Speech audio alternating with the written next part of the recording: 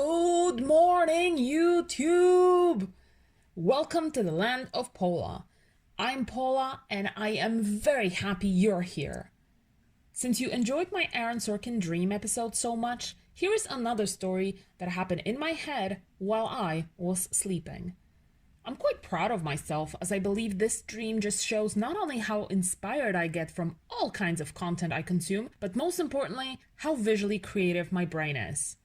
And speaking of, that brain would be very grateful if you subscribed to this channel and supported me in this little storytelling adventure. I would also love to hear from you. So leave a comment below and click a thumbs up if you're in the mood. Now, I just realized it's been a while since we listened to my awesome intro music. So here it is. Step into a dream where laughter is extreme. Welcome to my fantasy. With me in your pants you'll pee. Step into a dream where laughter is extreme. Welcome to my fantasy. With me in your pants you'll pee. So come on, take my hand and welcome to the land of Pola.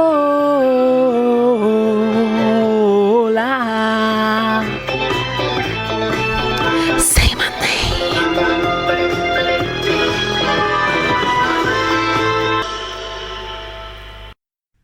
Alright.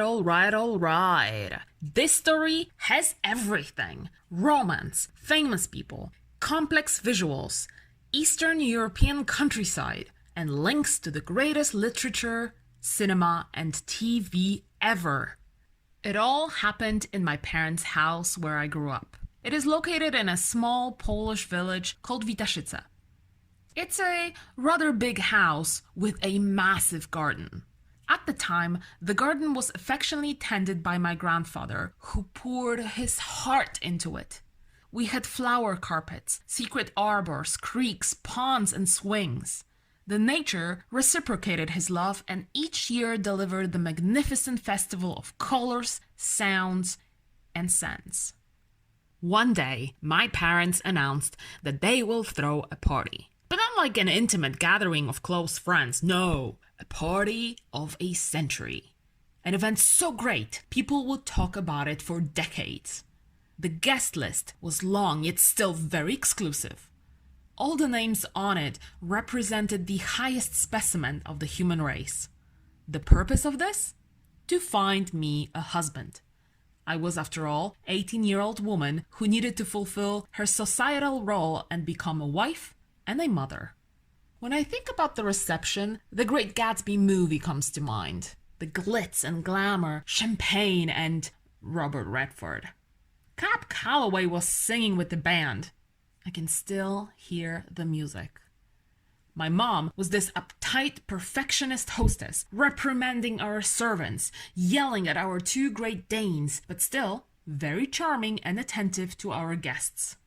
My dad was drinking scotch, smoking cigars with other men, talking about fishing equipment. They have invested heavily and truly believed I would either marry Mr. Kurt Vonnegut or John Steinbeck. The age difference was not important.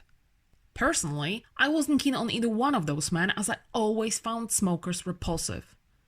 But I did enjoy Vonnegut's humor, and Steinbeck's writing always got to me. Plus, he had his Nobel Prize, and, that could be quite of a turn-on. I spent what felt like hours talking to John about Of Mice and Men. I think he secretly took pleasure in how emotional I got while talking about Lenny. He bombarded me with questions about my thoughts on Grapes of Wrath. In this pretentious and jerky manner, he kept asking if I agree with the Pulitzer Prize. I told him the movie was better. He didn't like it. My mom gave me this disapproving look when she noticed Steinbeck's eye roll. Fine, I said, and I went after this smelly but talented man to tell him how I appreciated his realistic and imaginative writing, which combined sympathetic humor and keen social perception. I then changed the subject and asked him to show me pictures of his poodle Charlie. These men really do like talking about their dogs, don't they? Vonnegut was late. But hot damn, he came wearing his World War II Army uniform and bought me a present, which he handed to me quite nonchalantly. It was the painting of my favorite artist, Caspar David Friedrich. Steinbeck was irritated. He took a quick shot of vodka and went to join my father for a chat. I enjoyed Kurt's company in the most platonic way possible. I could sense he was my soulmate. We were, however, complete opposites. I was an energetic, confident optimist, still having my faith in people. He was endlessly disappointed in humanity and himself. What connected us was humor. We made each other laugh.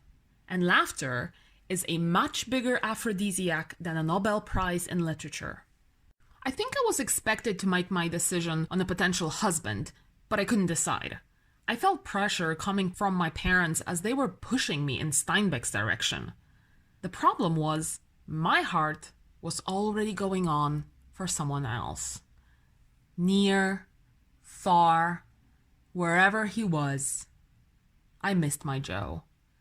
And then, so unexpectedly, he showed up. His timing was perfect because I was just about to reveal who I have chosen to join in the holy matrimony. He was not on the list, but he found his way into our house. Joe Penny. Yes, Joseph Edward Penny Jr. to be exact. Jake, from Jake and the Fat Man. Easygoing private investigator from that famous cop and DA duo. This half-Italian, half-Brit stud had nothing to offer me but his eternal love. He asked if we could step outside and talk in the garden.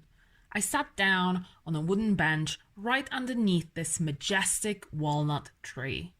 In a very Elizabeth Bennet and Mr. Darcy scenario, he lectured me on love and relationships. During his passionate speech, I realized that when I'm with him, the world is a colorful place. In my parents' house, everything is in sepia. I didn't want to spend my life in this one-dimensional shade of brown, so I made my decision. I told Joe to get the car, his red convertible, which I don't even know how he could afford on a cop's salary. I went back home. Steinbeck wasn't even there anymore. His ego was hurting, so he just announced to everybody at the party I wasn't worthy the hustle. Vonnegut waited for me, but sensed he wouldn't be getting the rose. He was very understanding and kind, and most importantly, he let me keep the painting.